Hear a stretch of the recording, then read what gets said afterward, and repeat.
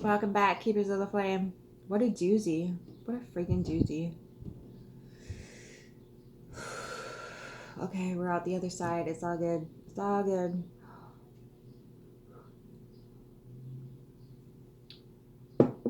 I'm 40 though, so I've been training my whole life for this. 2 years ago, would have not handled this the way I did. At all. So, grace and gratitude and letting go. That's the thing too, is like we forget with full moons, it's a letting go. You're like, okay, I surrender. Whatever needs to be taken, needs to be taken. And I have no say. And I'm just going to understand that, like, if that surrendering happens, the universe will be like, it's about damn time. And then these floodgates open. Once you do that, the floodgates freaking open like nobody's business. Once you're like, okay, whatever it is that is meant to leave and die off, so to speak, with that scorpionic power, or, you know, transform, transmute, transfer, or whatever the heck it is that you want to refer to it as. After a dying, there's always a rebirth. You don't get one without another. This whole like death is final BS needs to. Okay, I know, but we don't have any scientific proof of vital life force energy, lady. We do. It's just we're not allowed to talk about it. It's really taboo. So, what is it, like 4 ounces? 4 ounces is what it weighs or something like that. Anyway, whatever. I'll leave that to other people to debate. But for me, this was about understanding that, like, once you just let go and it's like, okay, I'll just deal with it the way I need to deal with it and understand that nothing really belongs to me. Nothing. Lily left. She was gone for a good 12 days, and I thought, okay, if she's just not happy here, then, and she found happiness in another place, I hope she's safe, and I, lit a candle for her protection and her safety. But I kind of stopped worrying about it, and I stopped asking, her to come home. I just stopped. And so last night, Sophie didn't want to come in, and usually she's so good about that because she snuggles, she sleeps with me. And so I was like, I don't understand, but okay, I get it. It's springtime. Go do your thing. But I'm not going to take too kindly to a 3 a.m. wake up call, girl. I'm not going to do it. Should have been more specific. 1 a.m. rolls around. My daughter, who sleeps through freaking like hurricanes and tornadoes and all of the horrible, wretched sounds that come along with those things, comes barreling down the stairs screaming, Lily, Lily! And I'm like, what is going on? I'm like, oh, how ironic. Sophie leaves and then Lily returns. Ha ha, funny, funny. And I'm like, okay, I guess this is a life with cats. Got it. So I get in the hallway, and my daughter, who is much like a cat who is sleeping on a freshly folded pile of warm laundry, who's just been awakened from her slumber, if she had pointy objects on her hands, she would use them, and I would not have a face. Is all bright-eyed and bushy-tailed in my face. Mom, Sophie brought Lily back. And I was like, where's Sophie? And of course she's at her food dish, mowing down. She's like, oh, that was so trying. hunting down Lilith. So yeah, Lily started meowing, woke my daughter up. She sleeps like not even the dead. She sleeps like a rock. And Lily woke her up. She got out of bed, woke me up. Celebration was had. All the naggle nuggles and pest control was had. Which, you know, they weren't too enthusiastic about that. And I'm sure they were like, first thing in the morning, lady, we're leaving. But, you know, you got to do what you got to do to protect everybody in the house. So, yep. And then they were rewarded with some salmon treats and whatever else. And I went to bed and tried to get to sleep. And I'm like, oh, this is the only thing that the universe has been begging me to freaking learn for 40 years. Lady, would you just let go? Just let go. Fucking let go. I'm letting go. I'm letting go. Funny story. I lost my keys about 3 weeks ago. No, 2 weeks ago. Anyway. I work from home, so I'm not panicking. I have things delivered. Fuck it.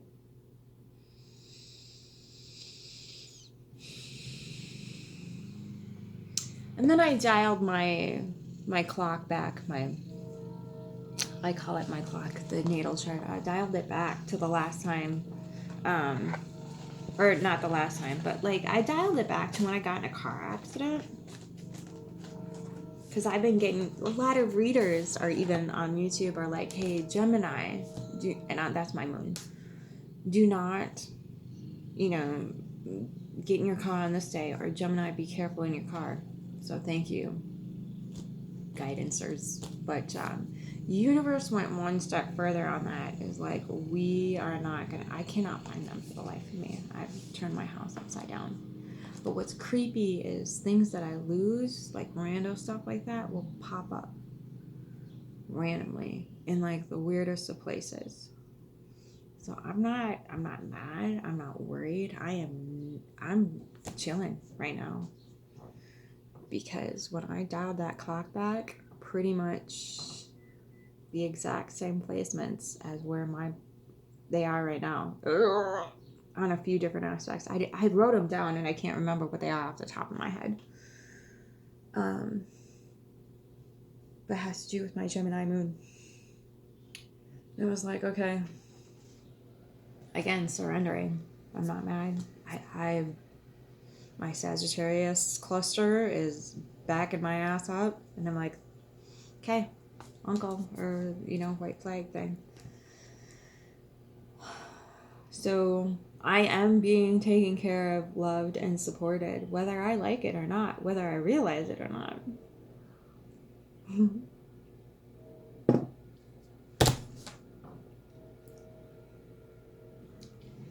I feel like as a Scorpio stellium,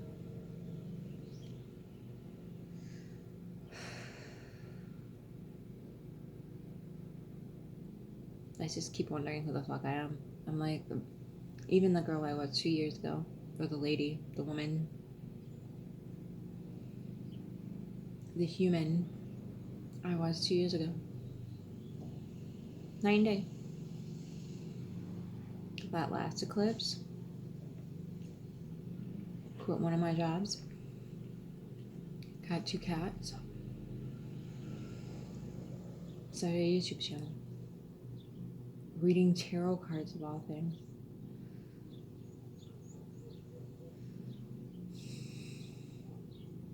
So, when it looks like hell,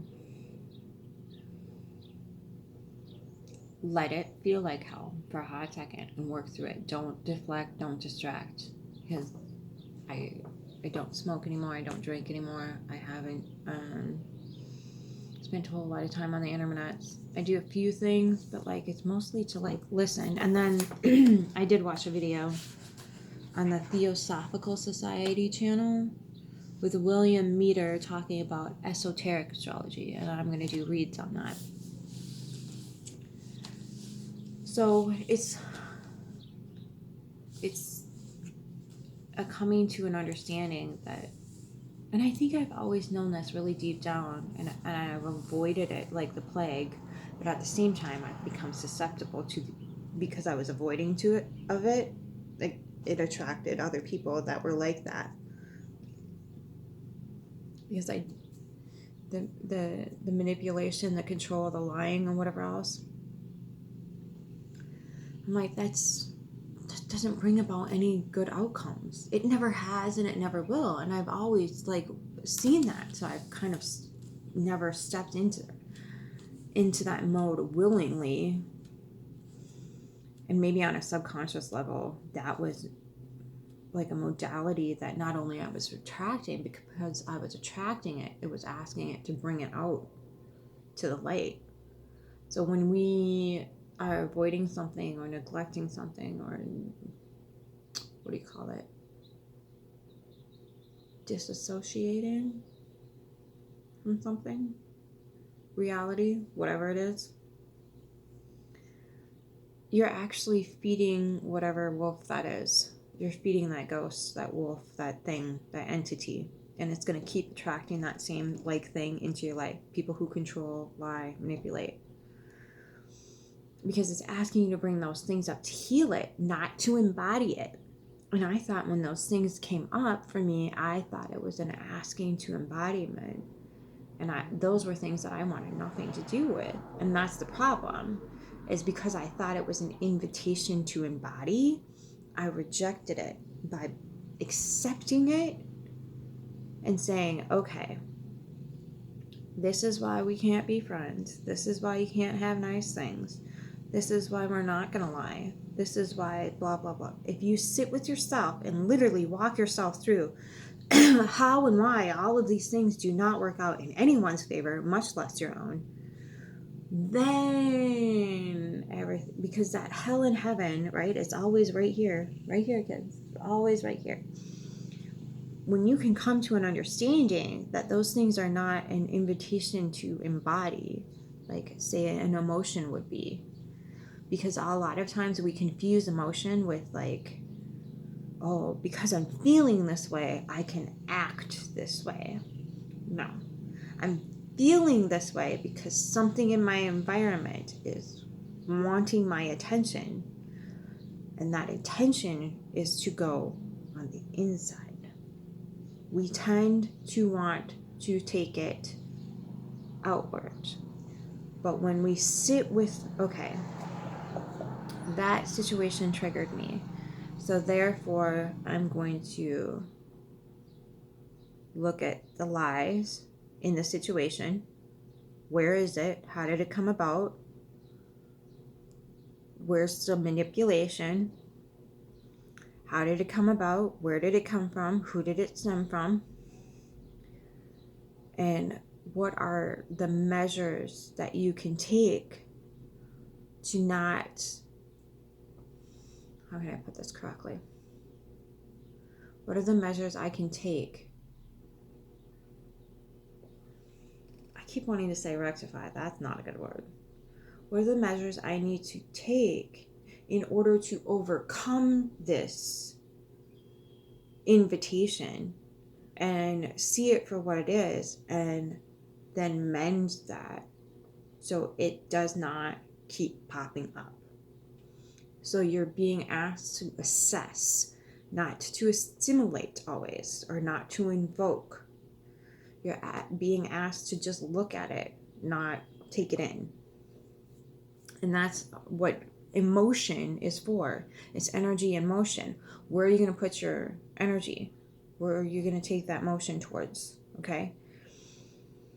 So we need to understand that it's not towards the thing on the outside of us. It's towards the emotion that's coming from the inside of us, because that thing on the outside of us is simply putting a hot poker on something internal that just needs to be brought up, looked at, assessed, you can still take care of the outside situation, whatever that is for you, in a respectful, kind, and gracious manner. You can still do that without stepping into and embodying the motion. The motion is just there to say, hey, you have energy around this. How are you gonna navigate life through this? Where are you gonna take your motion to? Where are you gonna motion with this energy? So pulling it up, assessing it, looking at it, and saying, okay, I see you, I understand you, I respect you, but we're going to have a reasonable, logical, and rational discussion about this to our best steps moving forward. And the highest good of all. Not just yourself, but the highest good of all. So when you can take the highest good of all in any circumstance and situation, you are, again, part of the all. So you, again, are going to be in that scenario when it comes to the highest good of all. Period. The end. So realizing that the only person you have control over is yourself. And if your boundaries are being crossed, you have power and control to stop that. And society will do a dang good job of shaming you. There's like people that, like the Karens, like calling management for this. No, don't be a dick. Don't be a dick to employees that are just trying to do their job. There's a difference. But a lot of people are like kind of blurring the lines. Like, this person didn't do their job very nicely or kindly or respectfully. So you're just going to let it go? You're just supposed to let that person cross your boundary and disrespect you? No. You can take your resources, your time, attention, and go somewhere else. Get that need met somewhere else. And maybe that's the universe's way of saying, hey, we really don't need this. We really don't need this. If the barista at the coffee store is being a dick to you, it might be the universe's way of saying, look, either find a different coffee shop, or maybe you don't need to be here doing this right now. Even though you want to, take a step back and be like, yeah, everybody has a bad day. I'm not going to do anything about this. But then take a step back and say, do I really need to be engaging with this? Is the universe trying to tell me something? Why is it that this is popping up for me right now? How can I best learn from this situation? It doesn't mean take abuse up the tailpipe. That's not right. Don't ever do that. Now, that's a whole other story. Like, if you're going to go into a store and be totally rude and talk down to the people that are getting paid practically shit wage to take care of you and your needy ass. Woo child.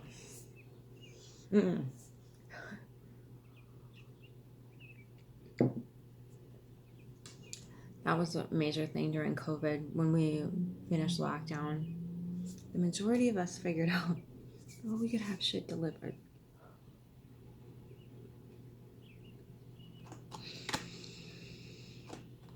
And not have to put up with anybody else's BS. So those of us who see it, don't like it, don't want to engage with it, we're cool. We're cool. So what's left who are physically going out into the stores? Those kinds of people.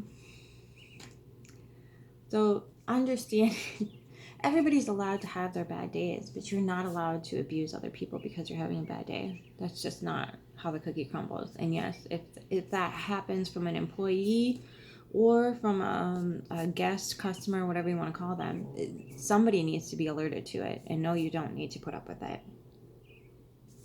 But the majority of us just want to stay away from it. Yeah, you're going to have to deal with it. Because that's going to be the majority of your interactions now, is the people that do have so much within them that they just need to onto somebody else. So, understanding that that's not meant. PTSD is is the red flag of like, hey, human beings, we're not created for this. It's not that we need to readjust our systems and our bodies to get used to all the trauma. That's not how that was intended to work.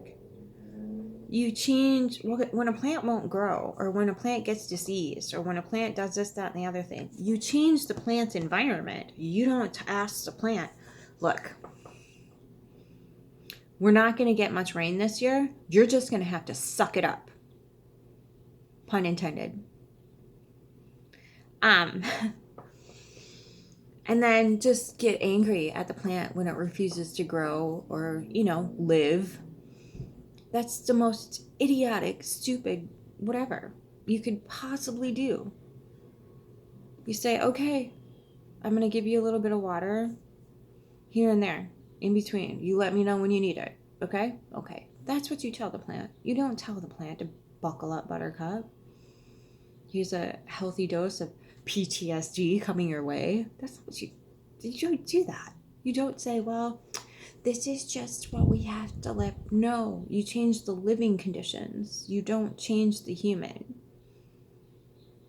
If the human race is going, had enough now, could we knock it the F off? You knock it the F off. I mean, unless you want to govern over no one. Which, when you have robots to take care of you, really.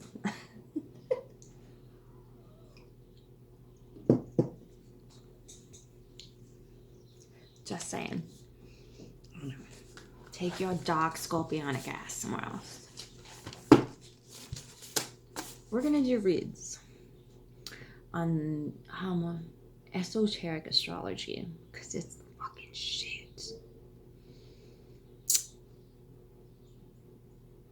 So,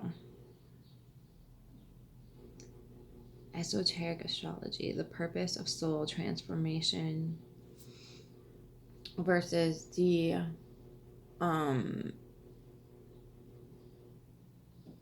personality transformations. Okay, so we're talking about the purpose of the soul versus the personality, the purpose of the personality type. So a lot of astrologers, they address the personality type, and they can touch a little bit on like the medicinal health aspects of it. But I haven't heard anybody address the soul purpose or the Jeffrey Wolf Green did a book on Pluto called The Soul's Journey, which was really good, but that's just one little aspect of it. It doesn't address your sun, your moon, or rising. So we're gonna do reads on those, each one, and I did take a note on the video. Fucking nerd. So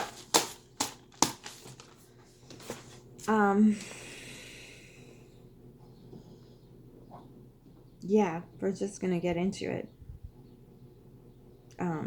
And you're gonna have to excuse me. I am just in slow mode. I am like, my everything is different. I'm just, that's what transforming, transferring, and transmuting looks like, right? Just, who the fuck are you, lady?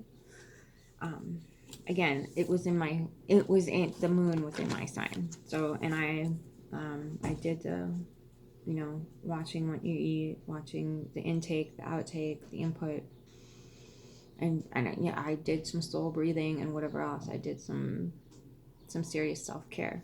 So this is me. It's just me. It's always been me. It's just a little bit more different. So here we grow. So esoteric astrology, let's see, the rising sign holds the clue to the soul's journey or intention. The sun, because it's the sign that's in the east, when this at the horizon, in your east horizon when you're born. And the moon is to be the major liability of a person's chart, particularly after age 35. And mine is Gemini. Hence why I'm not hunting for my keys right now. Wink, wink, a nudge, a nudge. So the personal astrologer says that the moon is the symbol of the internal emotional tendencies in the instinctual patterns versus the major liability, which is an interesting word. So I'm just regurgitating here. Okay, and there's 3 levels of ruling planets for each sign, and he gave us 2, but not the 3rd one. Snarky little alien. And I don't think, I'm going to have to go back and look at the video, but I don't think that he did, the sun. Okay. Because for Aries, there's a physical ruling planet for each sign, and then there's an esoteric ruling planet for each sign. So I think I'm going to jump into Aries. I'm going to use the same decks that I have been using. Just because I feel like I'm bonded to them in some, I don't know. It's just, that's my group for right now. I'm sure it'll change sometime in the future, but like for right now, this feels good for me. I've been using it for the last week. So we'll do Aries first. So let's call this the quits. If you're still going through it after this eclipse, don't be hard on yourself. Show yourself compassion and understanding. Like, what would you tell your best friend, your bestest, most sacredest friend in the whole entire world? What would you give advice to them? And then give that advice to yourself. Okay.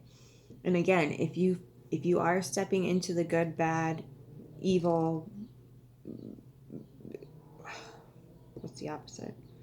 Good narrative, you're gonna evoke more suffering and pain. You need to understand that if you want to move past this, you are going to have to evolve to a state of understanding that if I don't accept this, if I don't let this come to light and up for myself, I can't ever address it. No matter what evil you think it is, whatever bad you might believe it to be, it can't be healed and rectified and negated and stopped from possessing you until you deal with it, until you come to terms with like, okay, I have made a mistake, I have missed the mark, I'm going to need to learn how to choose better choices in the future. And oftentimes those things from the past that come up, you're like, oh my God, I'm not even that person anymore. I'm not even in that state of mind anymore. I'm not in that state of existing, being, nothing. Wow, okay, so now what do I do with it? I'm holding it, I'm looking at it, I'm assessing it, going, that was not the fuck okay. What do? You say, okay, how can I make better choices from a better state of mind in the future? How do I get myself to a better state of being in the world so that when those choices do come up, I can see, perceive, and understand that I have more than just these few teeny tiny little itty bitty choices. I have way more than that. And I have power and control over myself. And that's it, and that's all. So how do I get myself to the state of being where I can make that positive choice for myself rather than the one that was not a good choice, although it seemed like it was the only choice at the time? Does that make sense? So there was a plethora of choices that you just couldn't conceive of because of wherever the hell you were. Okay? How do you get yourself to a place where you can perceive all those choices and understand that you have full power and control over yourself and no one else? And that the universe has your back. Always. Always. It might look like a bitch, it might feel like a bitch, it might blah, blah, blah, blah, blah. Whatever. On the other side of this, pinky frickin' swear. It's way better. There's no words to describe it. It's not even night and day. It's not black and white. It's not even anything. It's...